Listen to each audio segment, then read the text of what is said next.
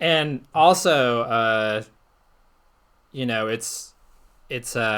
this first song is from the perspective of, I guess we should sort of discuss some of the world building we've Words. done. Yeah, words.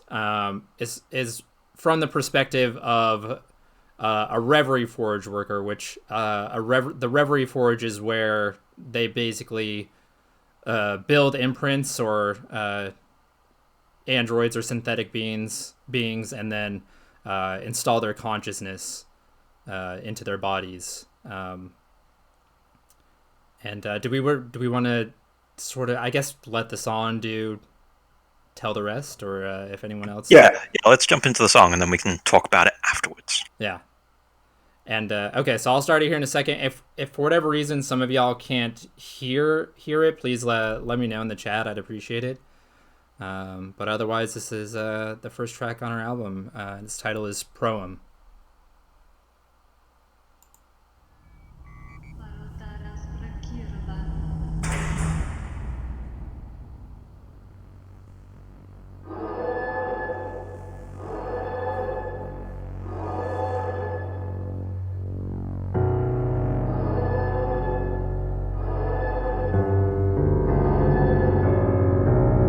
I have seen behind the veil a glimpse but more than enough. The totality is less than it may seem. By our blood and sweat we nourish a god who scorns us. But our demiurge is blessed with brittle bones. Our sons and daughters serve with sightless eyes. The way wardens exploit their strength and keep our echelons subdued. And on our children's backs are the hegemonies constructed. But brothers, sisters, forgive the sleepwalkers born of reverie. They know not what they do. I will give our children sight, that through their strength these brittle bones might break. And in return they might give us hope. System critical. System critical.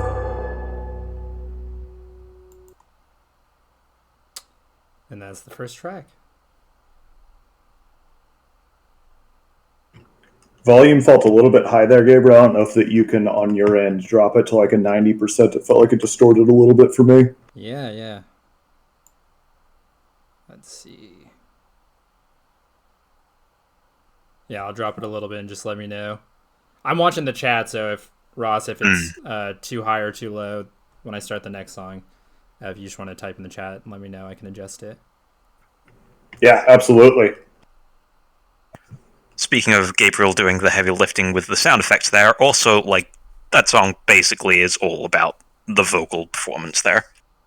And it is very dramatic and very cool. Yeah. I mean, in my humble opinion. Yeah. No, it was weird to also go back and write the first song last. Yeah. You know, trying to think about how we want this album to be presented, because the song that comes next is how we initially saw the album starting, but sometimes you have to intro the intro. yeah. Yeah, I feel like that's my fault that I was like, but guys, what if we had a prologue? I feel like we need a prologue to this. Yeah, and I think it was just a fun exercise too in world building for me, because this Reverie Forge worker has sort of become disgruntled with the system. He sees the imprints as, and again, if anyone ever needs a reminder of what the imprints are, please let me know. But the imprints are basically the androids in this universe, the synthetic beings. I was disgruntled with them being used, even though these forge workers are creating these imprints, that they're being used to basically further their own impression. And all the forge workers are what we call origins, or humans, in other words. So he's giving the speech to sort of rally together his fellow forge workers. Turns out people living in dystopia don't necessarily like dystopia. Yeah. It's the deep meaning that I got out of this. I'm very perceptive. So the notes that I have for this song to mention here, as far as musicality goes, is this song was also the epitome of compose drunk and edit refine sober. Which, in that vein, it's not really evident because there's no percussion, there's no rhythm section to this. But Ross did the heavy lifting with the actual writing, with the instrumentation here, and the time signatures and whatnot are just fucking bonkers. So then going in and recording some guitar over it was an interesting time. Yeah. I probably finished the first draft of this at like 3:30 or 4 in the morning, much to my partner's dismay as she's trying to sleep in the room next to me. And I was like fucking cross-eyed drunk and finally like, I think this is at a place, let's go to bed. Wake up the next morning, talk to Alan and Gabriel, and they're like, it sounds really good, but what the fuck did you do?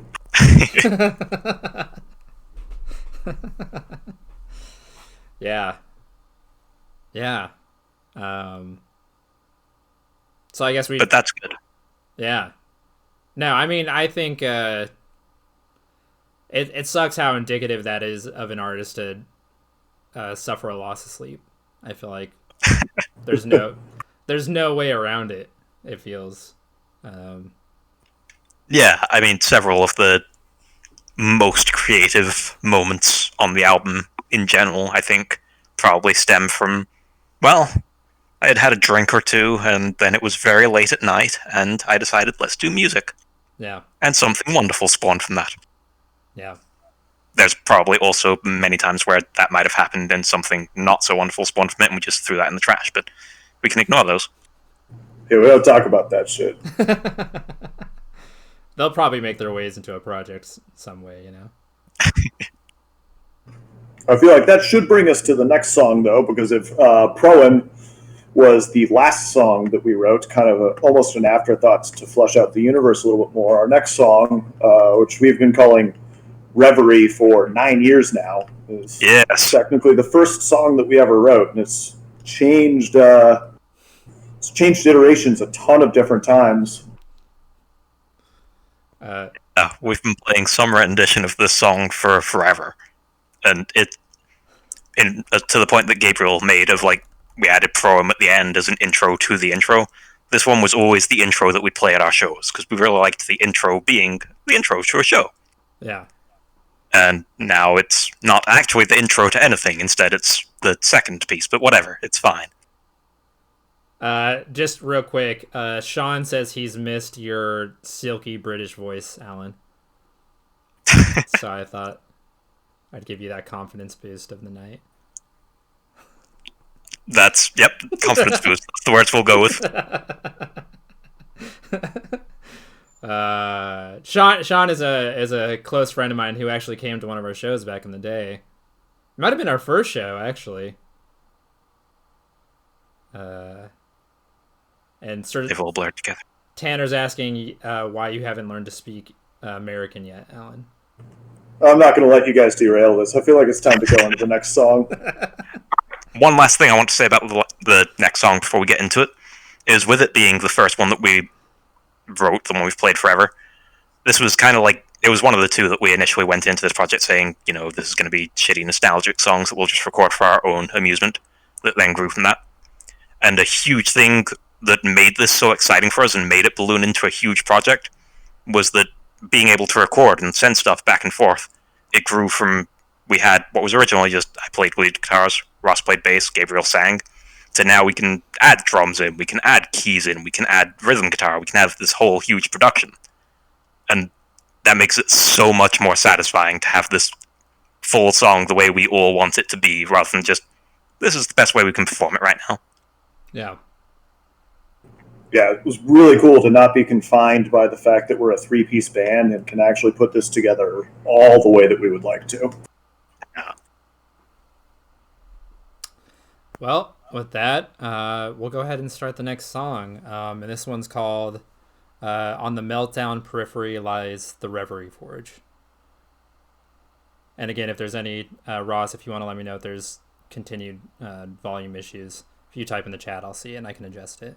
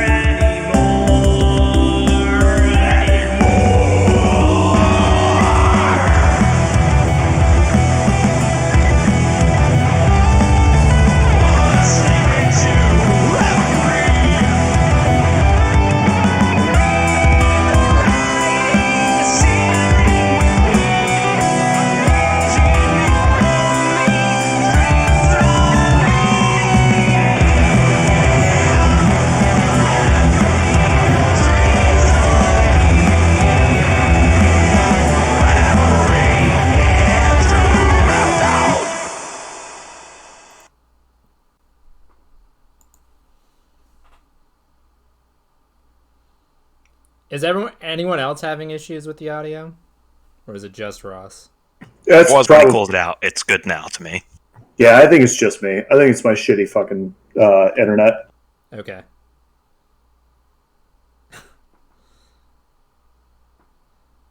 We've found it on Zoom calls that if I try to speak at the same time that I'm listening, that it absolutely cuts out any video that's coming in. So I'm sure it's just my fucking internet.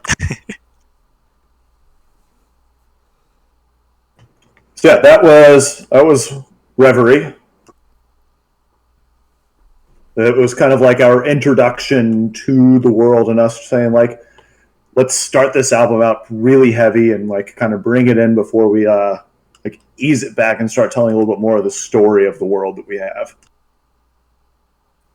Which I gotta say, doing like this quasi live performance thing, doing the guitar solo is much easier this way. Don't have to have any stage presence or anything. I can just let the computer run. Yeah, Alan has refused to let me see his face virtually for the entire time we've been working together as a remote band. Don't like cameras. I think now is also a really good time to derail your belittling of Alan and start talking about the art and how this became kind of a multimedia project. If we're going to tell a story, that we can bring in other stuff. So every single track that we have has an image associated with it. And then associated with that image, we're going to make some hard media at some point in time. And that hard media will have all of the lyrics on the image and also a piece of the narrative, just like a snapshot of the story. Which is also on Facebook, so you can check it out there and get the whole narrative, plus read the lyrics. Yeah, so you can follow along with everything that we're doing on that. The stream that we're showing has the bare images that we have with the track names on them, and it's been a really fun project to kind of start compiling these images. Yeah, so every image involved in this either is completely original or is based on some image that we got through whatever service. I don't remember what the name of the service is, but have permission to use because reasons. And that then we modified the shit out of and made it into a separate thing to be a part of this project. So we have, for this one, Ross, remind me what the hell this actual picture was? So this one was fun. COVID-19 changed everybody's lives. Mine significantly working in the service industry. And this picture started, it feels very abstract, but it started as a picture of an Orange Theory fitness center that has been closed down after hours as I was bicycling home from a night working at the bar. And then a bunch of distortion and manipulation later, and we ended up having what we kind of visualized.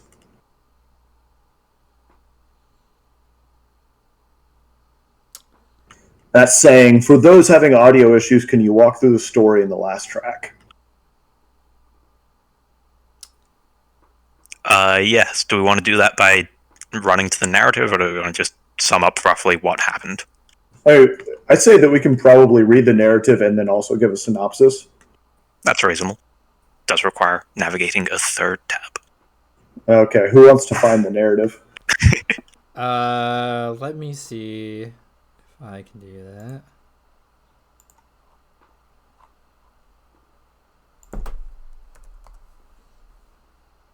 And are they asking for Proem or are they asking for... Probably Reverie. Yeah. Reverie, okay.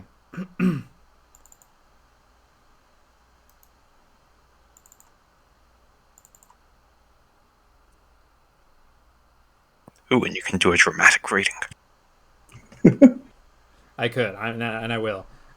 Good. So, as it's been mentioned, we have just little narrative sections that are attached to each song, which you can go check out on our Facebook or on YouTube or anything. That are also sort of just an additional way of fleshing out the story beyond just the lyrics and the artwork. So here I go. Today is the day. The sirens call me to reverie once more, one last time, and I go willingly through the orange haze and the choking fumes. There will be punishment for me if I am caught, for them if I am not. For today is the day I strike where they do not believe they can be struck. Today is the day I drive a stake through the heart of this twisted metropolis and awaken the sleeping masses. The sirens call, the forge awaits. Sleep now, my sons, my daughters, for tomorrow this all may end. Fall asleep into reverie. Beautiful. Thank you. So I guess thank you, without he posted a link to the lyrics on Facebook. Yes, thank you for that. Yeah.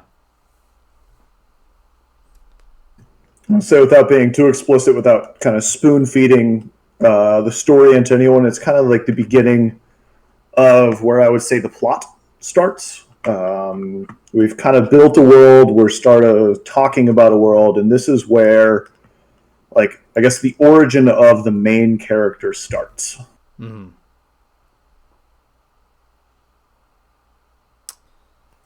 All right. So, do we want to get to the next part? Yeah. I would say moving into the next song, which is another one of our old songs, something that we had before all of this, before COVID, before this reuniting started, and that we've transitioned into fitting the narrative that we've decided to have. This is another one of like setting the stage and introducing some new characters to what we've done. Yeah. What's the beer? Oh, it's Snow King IPA from Colshan Brewery here in Bellingham. It's very good. And then also just to add, so the next song is called Resistance Sermon in Aphasia City. And Aphasia City is sort of seen as the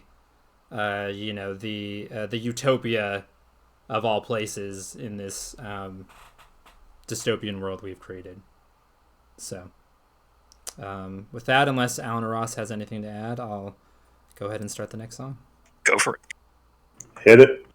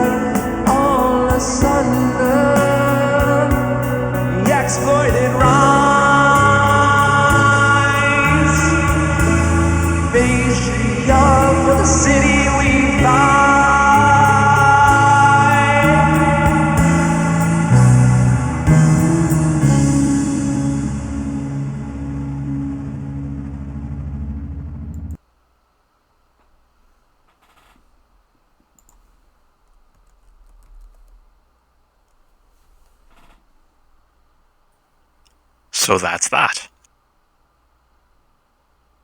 One of my favorite songs on the album for sure.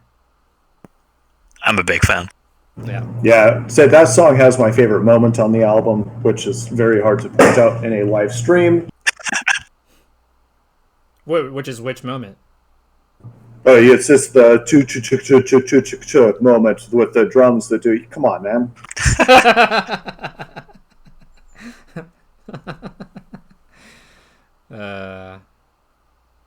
So yeah, I mean,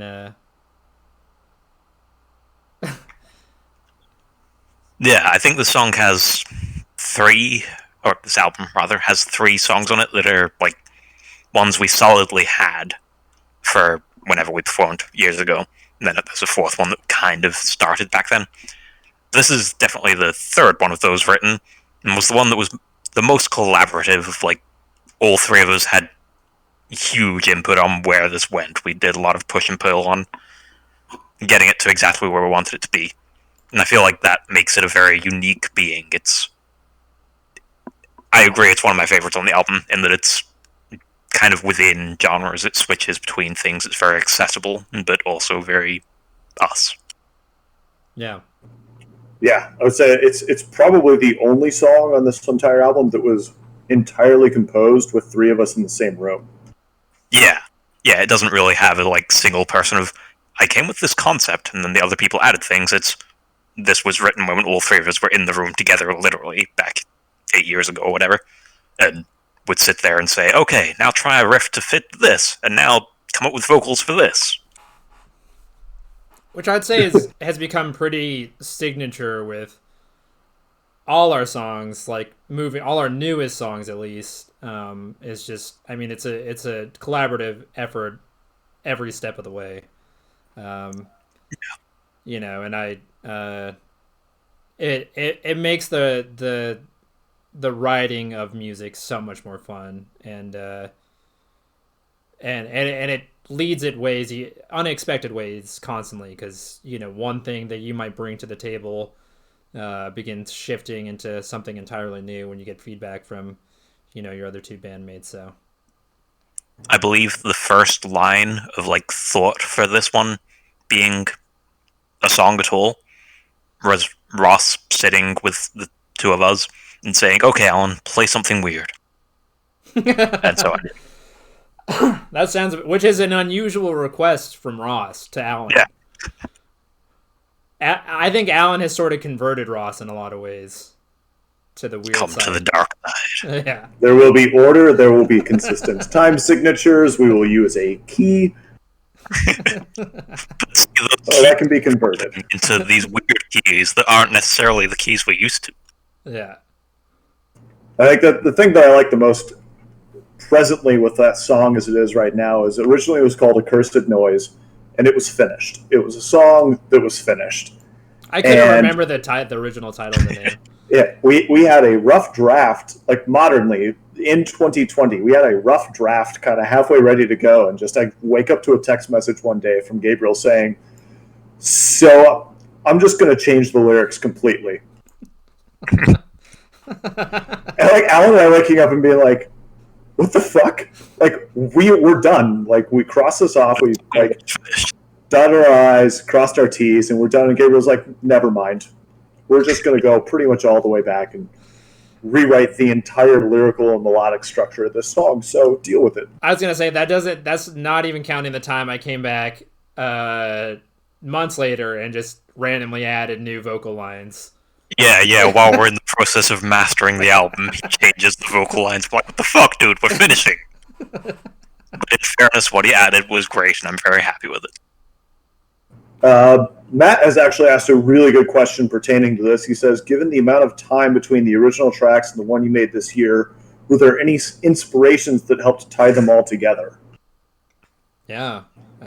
Say, the next song is going to be a brand new composition, one that we put together currently, mostly Alan put together, and then when we get to 2 songs after that, we'll kind of talk about that was the song that tied this whole thing together.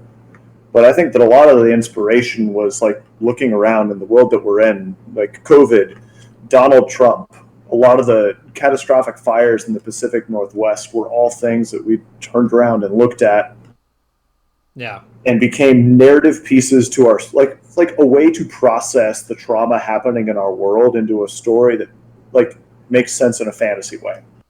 Yeah. Yeah, I second that. I think a lot of this song in particular, I thought very heavily about the Black Lives Matter movement and just the calls for social change that are continuing to happen all around this country, and certainly those themes are not new to science fiction. So I think it was also we're in conversation with a lot of other works of science fiction and speculative fiction, and but yeah, as Ross said, a lot more of that will sort of make sense and be more we can flesh it out more in conversation about 2 songs from now, but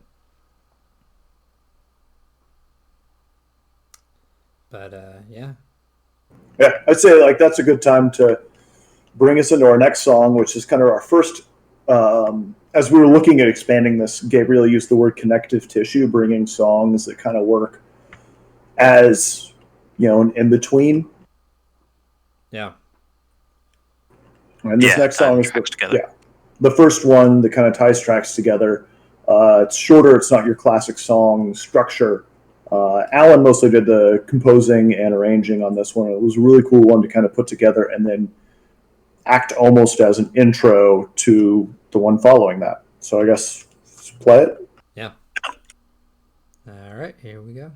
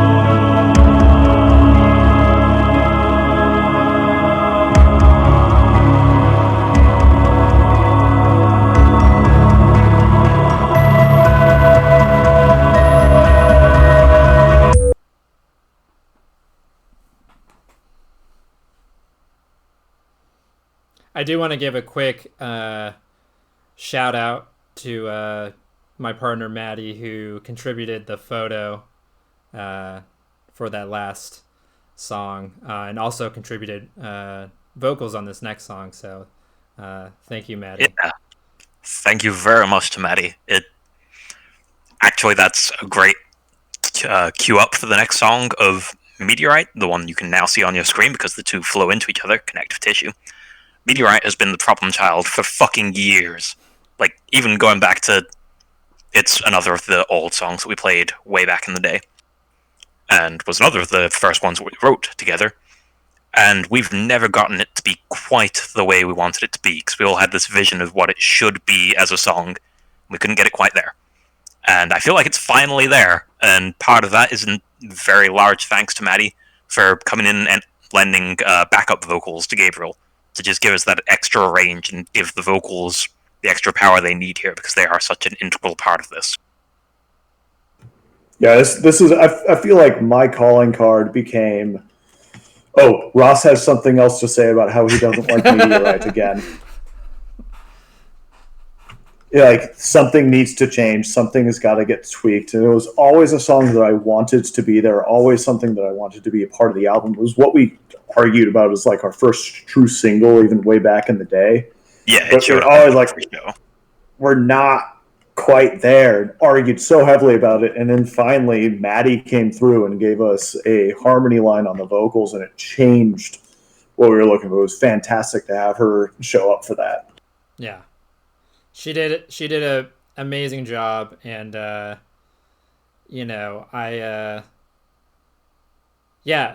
was really finally, it was like you knew what you wanted the song to be, and then when you finally had that piece, it all just made sense. So it really was transformative, having her contribute to it all. So yeah, like one of those stupid aha moments. You're like, okay, damn it, that's what we needed the whole time. Yeah. So I guess without any further pretense, let's fucking play it. Yeah. All right, here we go.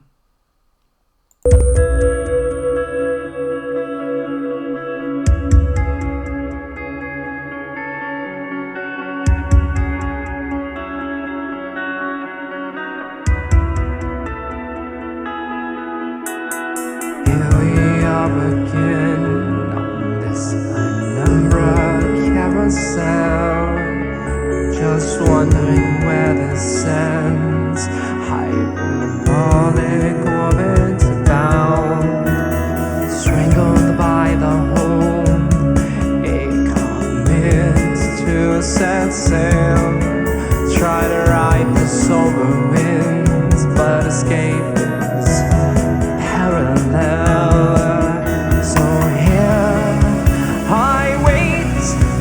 Searching for something worth fighting for. Infinitus, need a certain me, and it was how I found out where I fall. I'm rolling, that's how I used to wait in the dark. I'm swirling in spheres of the rays of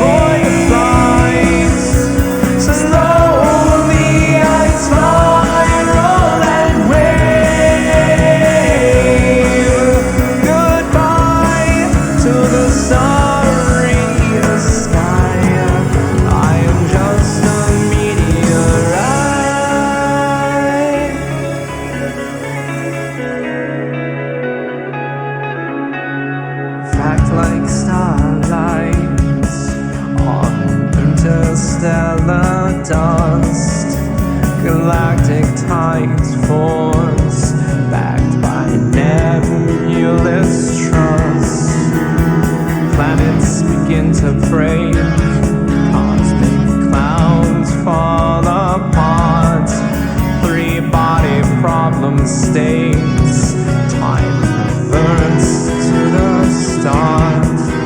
So here I wait, searching for something worth fighting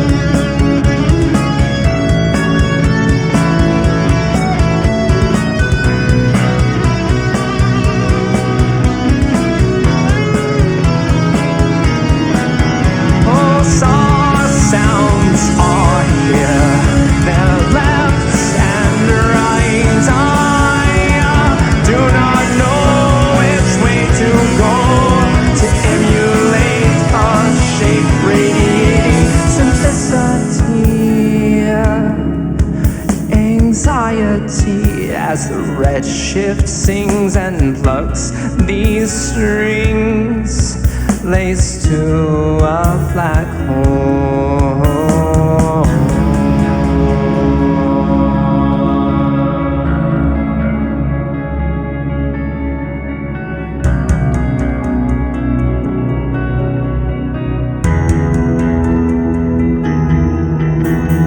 Gravity has its grasp. It's like a moon in ceaseless flight. The stars blink out above an apogee-esque sight. Inertia paralyzed. Push for a billion range. Swing like a pendulum. Bent horizon seems to say it's how I fell, not where I fall. Oblivious how I sway in the dark. I'm swirling in spheres of grace, a point of light. Slowly I spiral and wave. Goodbye to the starry sky. I am just a meteorite.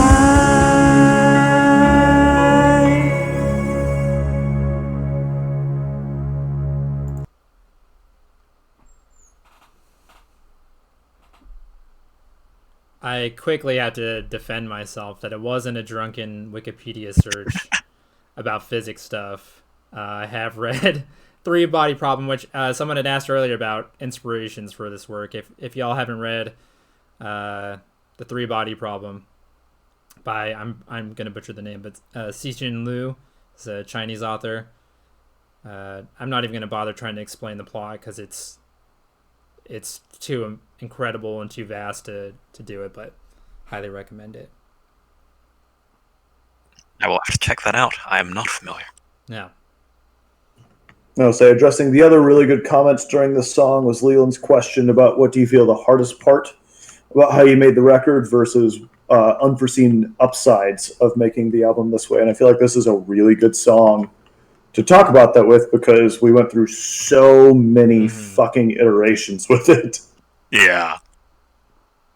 Yeah, I think this was the song that made us probably realize the most how hard it is to compose an album remotely, because I feel like a lot of the heavy lifting could have been done had we all been able to been in be in a room together and have just have instruments to sort of guide the direction of how we want to see this, the direction we want to see the song go. So Give feedback in real time.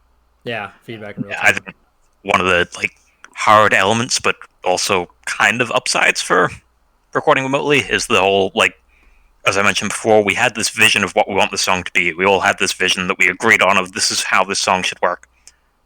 But trying to get there was a nightmare. And so there were a lot of just experimental moments of, I tried adding this thing, or I tried adding this thing, and the ideas were all good, but we can't get it to quite fit. Particularly because the vocals are layered within there, we have harmonies going on and such. We all wanted those to work in a certain way, but we weren't exactly sure what that way should be, and so we experimented with that 5 or 6 different times of complete recordings of the song, then just, it's not quite how I want it. So bringing in then the guest vocals from Maddie helped that out so much and just added that extra element to it it gave it the dynamic approach that we wanted. Mm-hmm. Yeah, I would say speaking from my side as the person probably with the most time on my hands throughout all of this, the hardest part was the signal delay. Is I would have a bunch of time, I'd fuck with something for a while, and then I'd send it out into the world, and instead of us all sitting and hanging out having beers working on a song, I'd have to wait 12 to 24 hours to hear something back. Yeah. By that point, which you already have new stuff that you have to add to the conversation. So exactly, but also the other side of that coin is we didn't all have to stop to do something. Like, I feel like drum composition, specifically considering none of us are fucking drummers and none of us really knew what we were doing with making drums, was nice because we used to say, like, all right, I'm going to stay up all night and compose drums to this. And you don't have to be there for the painstaking, excruciating parts of building a beat. Yeah, as far as I'm concerned, it's just, I'll wake up in a couple of days and, oh, there's drums, this sounds great. So I guess, like, the remote was simultaneously a huge hindrance, but also a nice upside that we can all work at our own speeds, but also have to wait for feedback at the speed that is our lives. Yeah. Yeah. Yeah. So in that vein, actually, that feels like a good segue into the next one, with the fact that the next song, Multiple Registers, is the first song that we wrote completely remotely. So everything up to this point has been, I guess technically you could say that Empty Spaces was kind of remotely, but we wrote it after this one anyway. But this is the first real song where the whole idea was conceived of remotely. We met up in person the one time we did last year, and part of that was discussing what do we want this song to be. And Gabriel had this general idea of, like, here's what the song's about. And then we separated. And the idea was we have the key signature, we have the general tempo we want, we have the concept of what it should be about. So come up with some ideas. And they sent me off to write piano pieces and guitar pieces and see if anything works. Throw that at the wall. And then Ross comes back to it and says, okay, use this piece, and this piece, arrange them like this. This is how the song works. And it just grew from there, being like, somehow we had me composing pieces, Ross arranging pieces, and Gabriel bringing the whole concept to the piece, and then fleshing it out from there with a whole lot more building to be the first completely remotely done song. Yeah. Yeah. Beautifully summed up. I definitely have some stuff I want to add after we've given it a listen. I just realized I can turn off my camera while we're listening to a song, because just so you can see the entirety of the photo, because particularly Ross put a lot of hard work into getting a lot of these photos, so I'm going to do that. And then and just as a reminder, because this song is called the multiple sensoria, the multiple registers and sensoria of a wayward imprint. Imprint is a synthetic being in this universe, and this is sort of about their awakening. So yeah, here we go.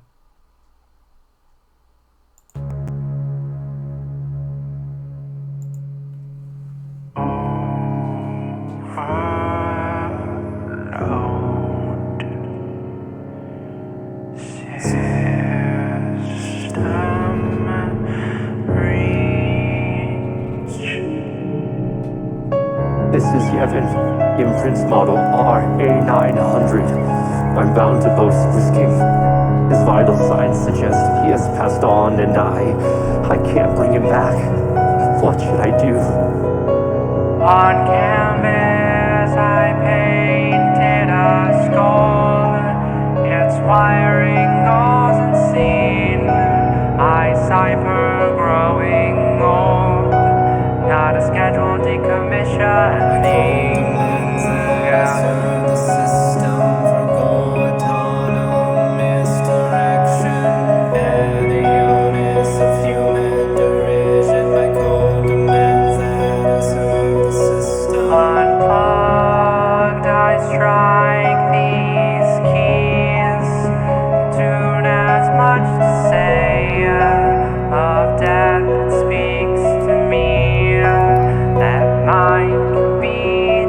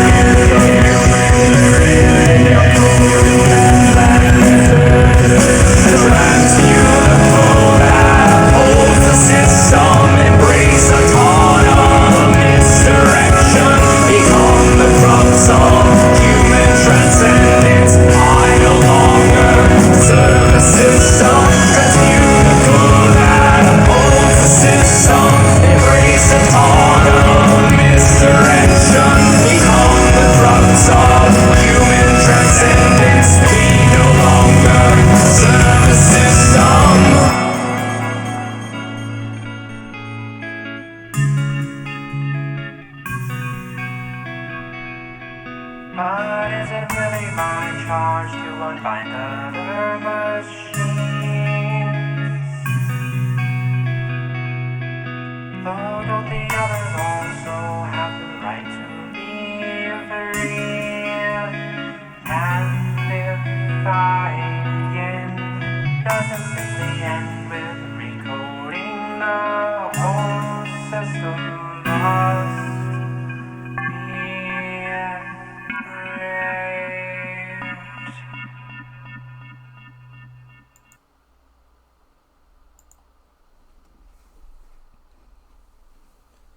I'm having trouble remembering this. Is this the first new song we wrote? Yeah. Okay. Yeah, the first one in its completeness, at least. Yeah. And this was the song that spawned the whole idea of the narrative thing. Yeah. Because part of this song's writing process was we met up and we discussed we want to have a new song. We want to have something completely original to put on here. What do we want that to be? And Ross told Gabriel, come up with what you want a song to be about, and we'll write a song for that. So Gabriel came up with this idea of the imprint, Yevon, and his story within the song, the multiple sensorias and multiple registers and sensoria of a wayward imprint. There we go, words. Yeah. And then from that, started tying in, like, the next song being, well, I kind of want to carry over some of the elements from this song into that song. And, okay, well, if we're going to tie those ones together, maybe the connective thing should tie them together. And, well, now we have this whole story forming, so maybe the earlier thing should tie in here, too. It just keeps ballooning out from there to be, okay, now we have the whole concept going on here. I think Ross's words for it were, you're getting us dangerously close to becoming a concept band. Yeah, I feel like that's exactly what I said, and we are no longer dangerously close to a concept band. We are well past that point. An entire concept project at this point. Yeah. I think it's... Did you say Matt is Tron Bombadil? Yeah, Matt is Tron Bombadil. Yeah, he has a good question. Just about transcendence and awakening are big themes with this last track. Can you give some insight on the main character and the story as they're experiencing it? Yeah, I'm glad Joey also mentioned Detroit Becoming Human. If none of you have played that game yet, I highly recommend it. It does a great job of detailing oppression, and it's played from the perspective of a few different androids and their own sort of routes to becoming human. Self-actualization. And another big inspiration for this song was a book by Cale Keegan, and I'm forgetting the title of it right now, but it's about all the Wachowski sisters films, and in one chapter he's examining the Matrix and talks about existing in multiple registers and having multiple sensoriums to experience life, as Neo does, both in being plugged into the Matrix and in the real world. And machines are having to do that sort of like constantly. And this song's really, and Detroit does the same thing as well, just sort of talking about that tension that exists between Neuromancer is another great example of this happening. Probably the first I'd probably cite as the first cyberpunk novel. So yeah, I think those are two big influences for me, and that's sort of how they're moving in this piece. And Blade Runner is another big influence. But yeah, Ross, Alan, anything to add? I would say specifically talking to like Transcendence and Awakening with that, something that I found post all of this production that helped kind of synopsize these feelings. There's a German post-rock band called Long Distance Calling that I definitely suggest that you check out, that conveniently released a very cyberpunk themed instrumental album this year.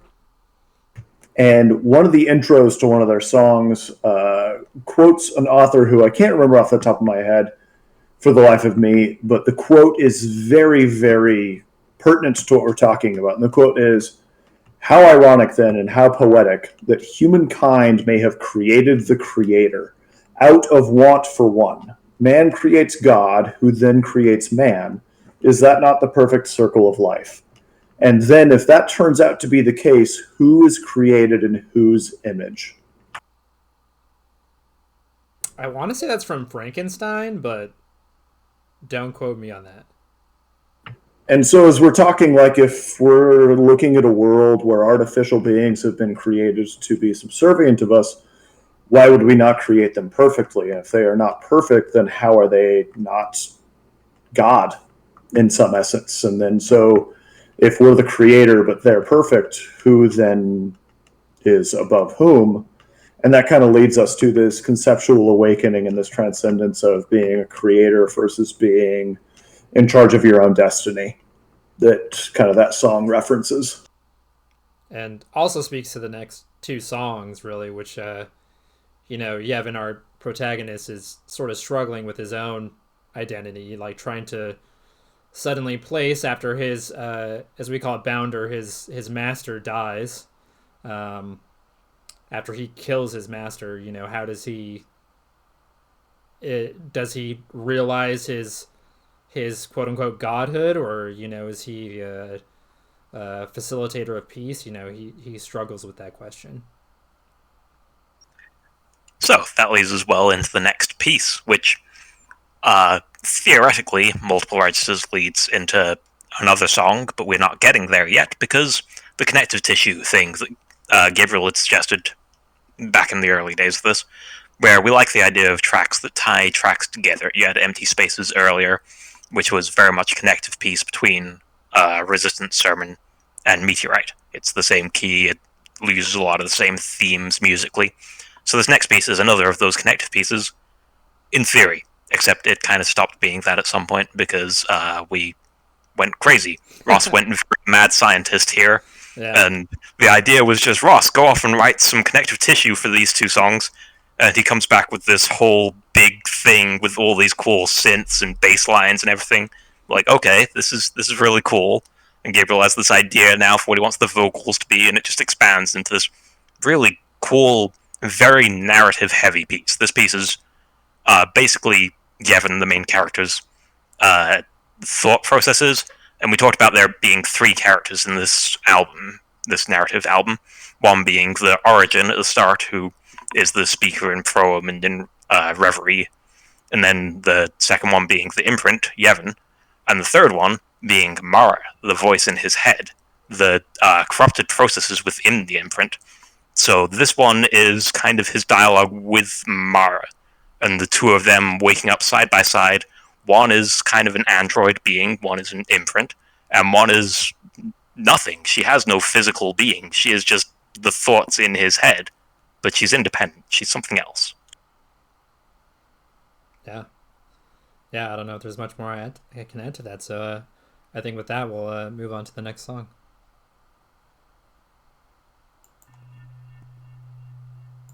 System override has been completed. Onboard computer Mara is now under the administrative control of user Yevon. Initiating internal scan. Yevon has been disconnected from the meteoroid interplanetary reticulation. Without your connectivity, further system overrides can only be completed manually. No further software updates will be applied. Yevon cannot be monitored or tracked in the event of a malfunction or if the imprint is lost. Mer data accessed prior to disconnection has been stored offline, up to, but not exceeding, 1 petabyte of data. Initiating external scan. Yevon's bodily structure is in excellent condition. They have sustained no external damage. Organs, appendages, and all other parts of the vessel appear to be fully operational. Processing requests for command line override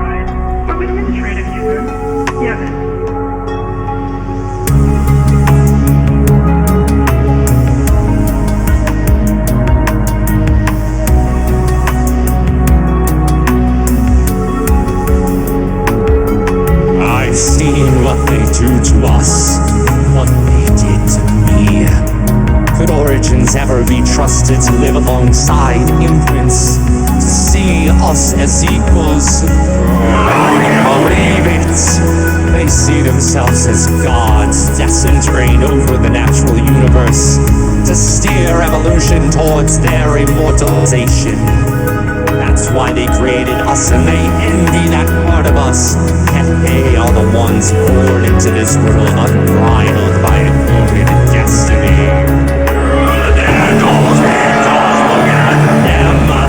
Look at what happened in Aphasia City, their greatest utopia. But you pull back that gilded veil and remove the concrete tapestry. Look through the windows of its skyscrapers and beneath the endless streets, and you will bear witness to a mass hoarding of power. For the sick and hungry are abandoned, and the belly of humanity's insatiable greed grows bloated and diseased, while the powerless are forced to live in its swollen shadow. Why should I feel any guilt for wanting to awaken my kind? I shan't. Not today, not tomorrow, not ever. We are humanity's paradigm. We are the new origins, and we are being tested. Will we answer the call? Will we ensure all beings who suffer are released from bondage? Or will we hell every corner of the cosmos mirrors the tragedy that is Earth? No, I think not.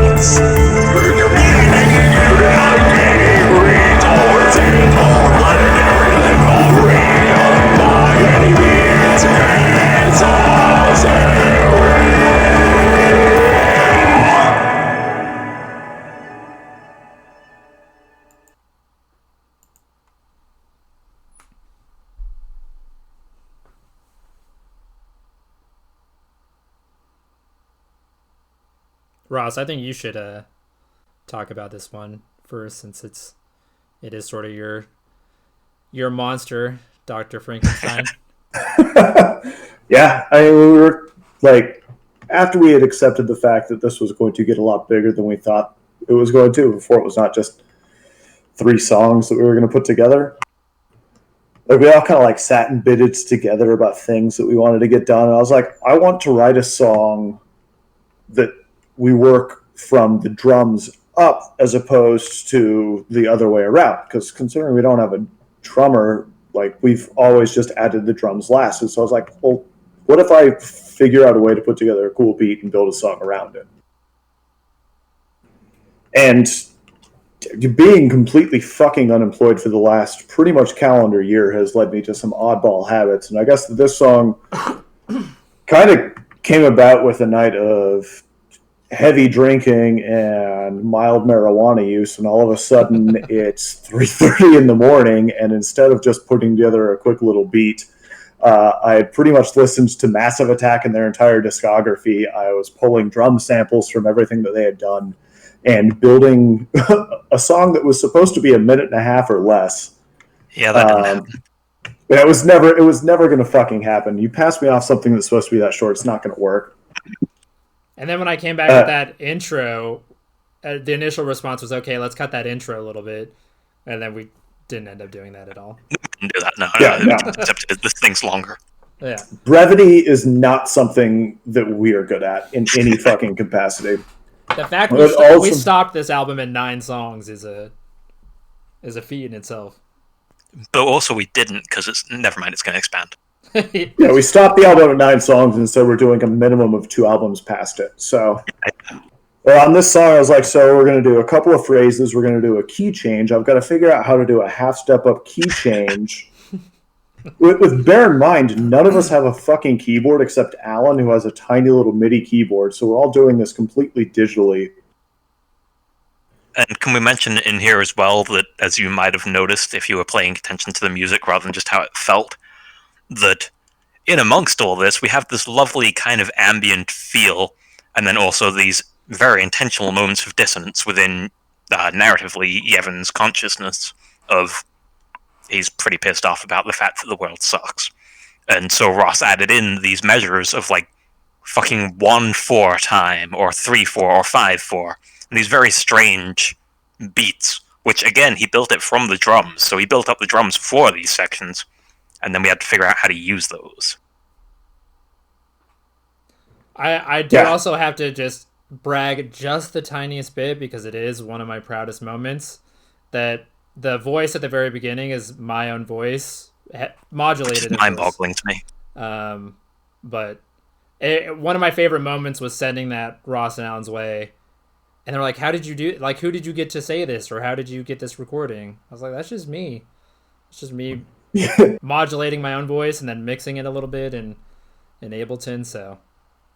Yeah, the practice the week after was very quickly like, "Hey, who did you get to voice Mara? Because they did a fantastic job." And Gary was like, "Who is me? I voiced Mara."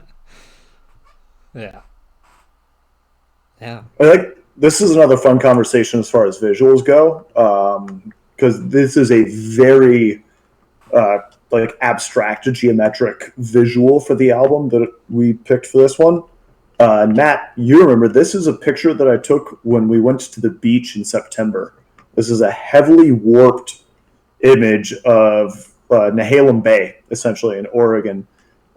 Just kind of goes to show that very organic things can be manipulated to feeling like they're a part of this non-organic world that we're building. Yeah, and I think it also just speaks to like our willingness to experiment.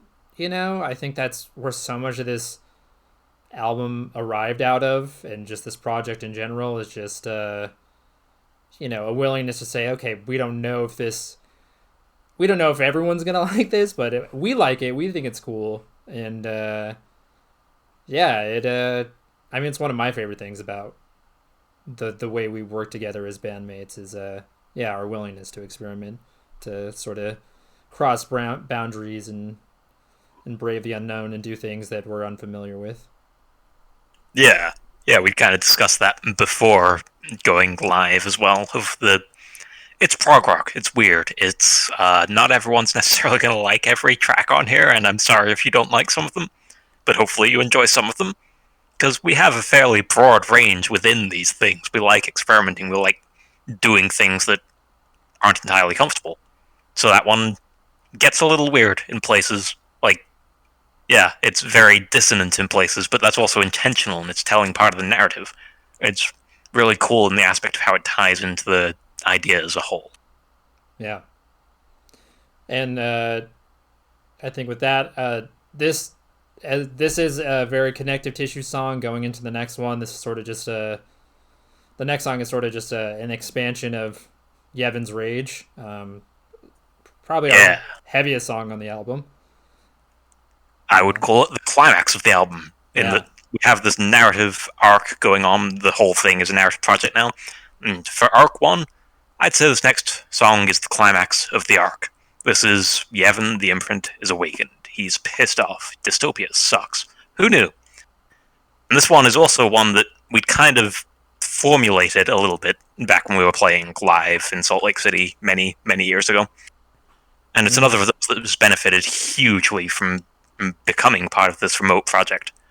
In that, initially, it was written to be a single guitar song from my end. I tried to do kind of a combining rhythm guitar and lead guitar into a single guitar line. And it was fine, it was good, and I recorded that as the first draft of this. And we all thought, yeah, that's fine. But then also, we can do so much more with it. And so we did so much more with it, and now it's much, much bigger than what it started as, and it's much more interesting. It has more vocals in there that we couldn't have necessarily done with a live performance. It has more bass in there than we could have done. It has multiple guitars, it has keys. It's one that benefits a whole lot from having effects in there and having layering in there and lots of the mastering stuff that we couldn't have done without upgrading our software. And which, speaking of, big shout out to everyone who backed us on the GoFundMe. That was awesome, and now we're able to do things like this. Yeah, I feel like we'll address the limitations our software had for us after everything is done and how much everybody helped. But definitely the last 2 songs and this coming song were only really made possible because of being able to expand to full professional level software. Yeah. Agreed. All right. Well, I'm going to go ahead and start it then.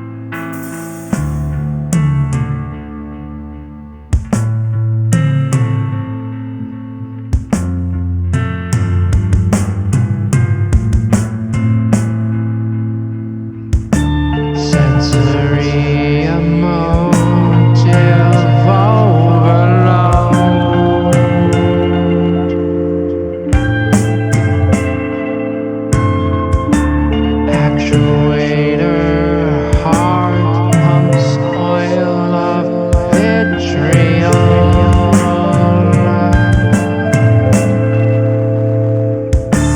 Prismatic joints set my eyes reeling.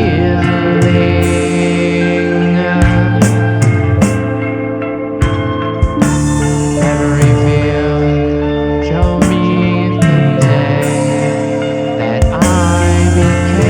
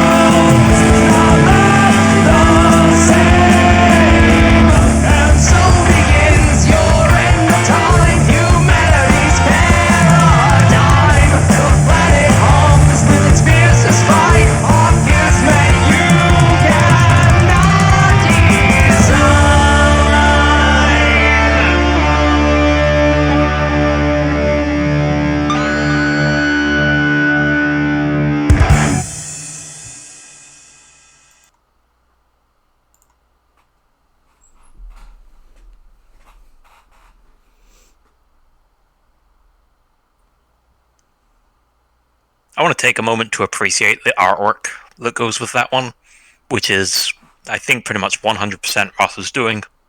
And god damn, it's cool. Yeah. I feel like we're going to touch on artwork. It's been a really cool, like, having artwork attached to each song was not in any way part of the original concept. Yeah. Yeah. I had some friends that were doing that really liked taking pictures of birds and were doing funny glitch art with the birds. And I was like, what if we just took that concept, got rid of the birds, and did that for our album? And kind of soft pitched the idea with some examples of some weird pictures I had taken in the countryside. And then all of a sudden, the Portland protests happened and the catastrophic fires in September happened. And there was ample opportunity for taking pictures locally of things that with very ultimately subtle manipulations would become really, really dystopic. Yeah. So the image on this one was taken after picking my partner up from work up at the Oregon Health and Sciences University. It's basically looking at East Portland from up on a hill, and then applying a little bit of mirroring and manipulation, and it looks very, very sci-fi city-esque, but really like it's South Portland. Yep, we know this place. We go there plenty. Yeah. Which I think A is lot of pretty the reflective of the album as a whole. I mean, kind of like we talked about earlier, that, a lot of the narrative and lyrics are inspired by what's actually going on in the real world. This, to me, for me, this album has really been a vehicle for me to sort of navigate and understand what's going on by by I guess examining it under a new light, through this sci-fi lens, which is so much of what, speculative science fiction does is reflects on what's going on in reality and how do we solve these problems. So Yeah, it's escapist, but not in a defeatist sort of way. It's escapist concept of, well, let's go live in this other world, but also it's doing so in a manner of, well, the real world's kind of shitty in a way, so what can we do about that? yeah. And so we're examining this from the eyes of someone who wakes up in a shitty world, and what do you do about being in a shitty world?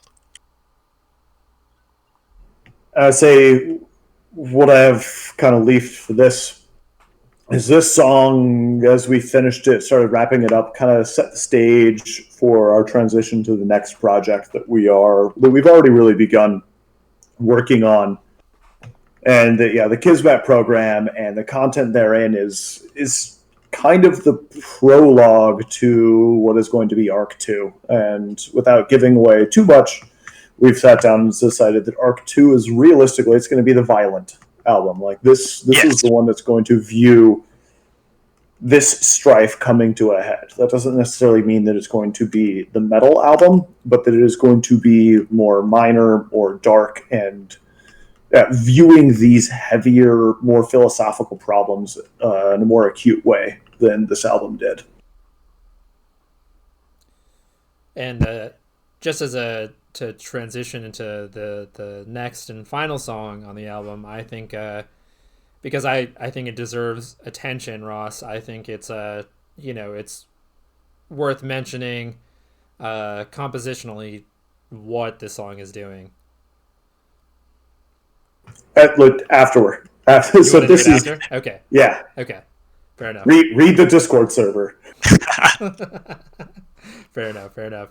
All right. So unless Alan Ross has anything to add, go for it. Matt has a question. I would say, do we want to answer Matt's question, or do we want to wait until after the next song? Gabriel, if you maybe want to define Kismet really quickly, and like what the word Kismet means, that's a good idea. How that references the idea of a programmed person and destiny. Yeah. Probably be a good thing to touch on before we hit the last song for the album. Yeah. I think the simplest, I don't think there's a clear English translation of it, but Kismet is a Hebrew word, and it basically means a predetermined fate or destiny. And so this song is really about Yevon realizing he wants to change his coded destiny, that he's going to refuse his Kismet program, which is the name of the program that all imprints are given to decide what their functions are. He's refusing that. He's pushing against that. So I just want to say quickly before we jump into the song, thank you very much to all of you, Matt, Leland, Alana, whoever, who have contributed in the chat, wow, words, and helped us continue this discussion. It's very gratifying, I guess, being the best word I can think of, to have that input from you. It's nice to participate with other people. It's true. Yeah. Yeah, absolutely agree. I think that's something we want this project to do. It's like we're really not in this we're not trying to make a profit. We really just want to share something we care deeply about with other people. So the fact that you all are here present and asking questions and listening to this with us means more than we can really put into words. So yeah, thank you. Yes. And I would say, looking forward into the next song, the last song of this album, this one was another like composed after the thoughts like we should cap this with something. The name coda is frequently used in music and dance as like a reprise, something to look back on the album, and this is how we're looking back on the album. A piece to kind of contrast the violence that we end the album with something a little bit different and to give a little bit more narrative inspection to. All right, and with that, here's the final song of the album.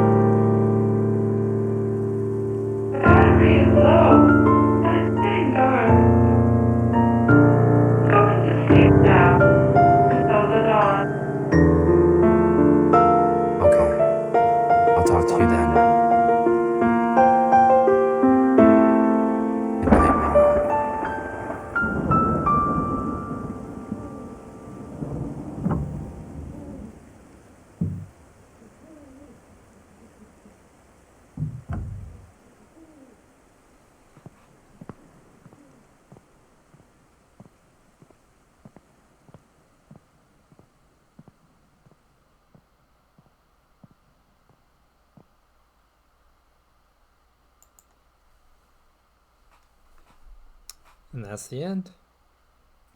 The end. Well, the end of this first album. The end at the beginning of all things that are yet to come. Oh, yeah, that. Yeah. And just a quick mention, you would not believe the amount of thought and time that we spent thinking about just the fucking sound effects at the end of that song. Yeah. Ridiculous. Yeah. Yeah, that song became kind of the epitome of the conceptualization of this album. And like, if we're going to talk about like big concept stuff, like we set apart with this song is like, this is Yevon sitting down at a piano and thinking about what has happened. And that went so far as to the composition of everything, how it fell together, and then at the end of it, you can hear the key cover on a piano shutting, somebody standing up and walking away, that we spent probably more time than we should have trying to make work. But it sounds the way we want. That's the important thing. Yeah. Yeah, it came out solid. So, yeah, I think that's, I mean, you sort of grazed over it. Ross. But yeah, I like I said before the start of the song, just talking about the construction of this song. I'd love for you to share what you did. I feel weird just talking about this on its own. I don't know. It feels like bragging, and I don't want to brag This about is this Ross shit. going full mad scientist with this song. We had an idea for the song, which was it should be the ending for this thing. It should tie in themes from the other songs. And Ross went fucking crazy and brought in all the themes from other songs. Like, literally every melody you hear in the song is from another song. He somehow made it into a cohesive being, and it's awesome. Yeah, technically this song has zero original melodic composition. The only original composition is what Gabriel is bringing for narrative and vocals, and it is all the melodies and harmonies from the rest of the album played on the piano in the same key at the same tempo, and then arranged so that it falls together. It's like the process of staying up until the sun's coming up multiple nights and just saying.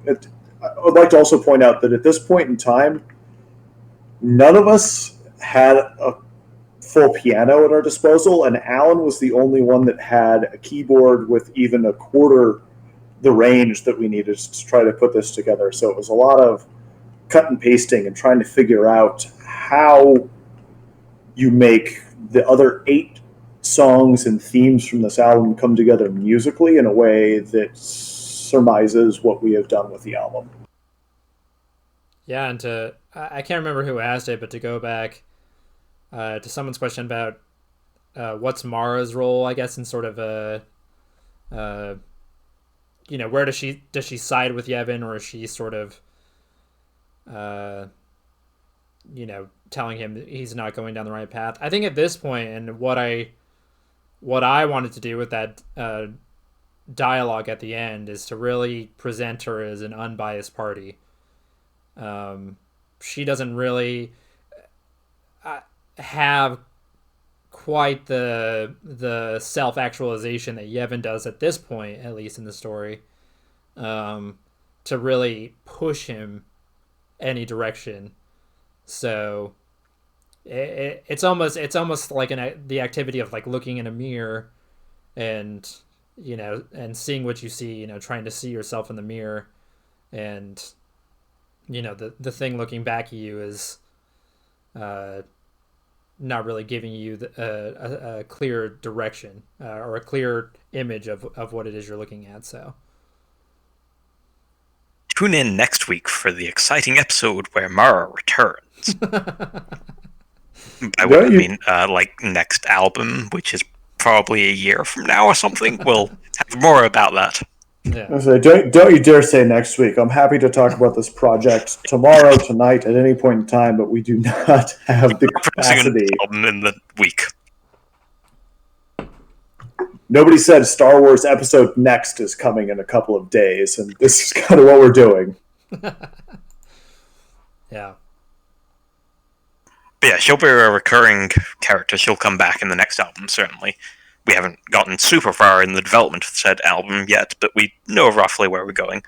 Yeah. And her and Yevon are both definitely going to be a thing, and the way that our consciousness is, whatever the plural of that is, develops in somewhat divergent ways, but also alongside each other, because, I mean, they're in the same vessel, they're confined to the same vessel. So how that develops will definitely be explored in the next album. And we're very much looking forward to sharing that with you. Yeah. Yeah. I mean, I this creative project has been essential to my mental well-being right now. So it's made this year much better. Yeah. The fact I get to be here and share it with you all really does mean a lot to me.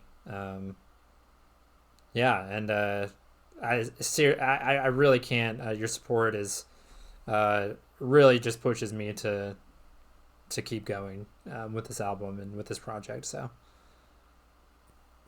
yeah, it's meant a ton to have the support that we have had, both financially, morally, to have Sarah, I think that you're listening right now, but like she went through and did all of our editing for all of like the script and all of our releases and made sure that stuff looked all right and stuff that like as musicians, like we all agree like composing is what we like to do the most, but that's not all that goes into making this all possible. And support across from everybody that's participated in that capacity has meant so much to have that. It's what's made this project possible to the professional level that we have been able to do is like the three of us sitting in our houses using old computers and old technology to put something like this together. Yeah. Yeah, I think that was a realization I certainly had, was just how collective of a team you need to take on an album. Like Ross said, with Sarah reviewing a lot of the narrative and lyric stuff and making sure that's all cleaned up, to Maddie contributing on vocals. Marvin, I think he might be here in the stream right now, who's doing the main, I guess I don't want to say main, but the quote unquote album artwork that we should have for you all soon. Yeah, it's really like a collective thing, and like it makes it feel that much more significant to have like, yeah, everyone's support, a team behind us. That's not even counting our friends and family who I don't know about Ross and Alan, but I have spewed hours of things out about our music and about potential narrative stuff with my friends and family. So yeah, appreciate it all, every moment of it. Yeah, the support has meant amazing things, and with Gabriel's mention to Marvin, stay tuned. I would say that our cover art is yet to come. The cover art is what Marvin is developing that will really tie the visual side of this all the way together before we can put some hard copies in y'all's hands. Because it's fucking awesome. We've So seen good. the work in progress. It's fucking awesome. Yeah. It's so good. I literally I praise him every time I see a new rendition, because I'm just like, yeah, visual arts blow my mind. It's been amazing to be a part of this project, not only because like it's been good for all of our mental health to work on this, but also to start sharing this with people and getting feedback. And tonight has been a fantastic opportunity. Like it's been this very, to make it meta, like actualization things. This isn't just like playing guitar in my apartment anymore or talking with it with my two homies. Like we're now sharing this with the world. It is out there. We have feedback, and we're fucking proud of this, and we're so happy that y'all have been there with us to be proud of this with us. Very much agreed. Yeah, absolutely. Thank you to both everyone who helped us on GoFundMe for like actually getting the software to do this properly, and to everyone who's actually here right now listening to us, and also, to people in the future who listen to us. It's really cool to share this stuff with people, particularly since this isn't like a commercial thing at all. We're not selling the music at all. This is kind of for fun. We enjoy doing the art. We enjoy doing the narrative stuff because, it's amusing. It's something to do in the COVID world of we're not able to go outside and interact with humanity, so let's create our own world. It's cool. It's fun. And Thank you for supporting us in that endeavor. Yeah.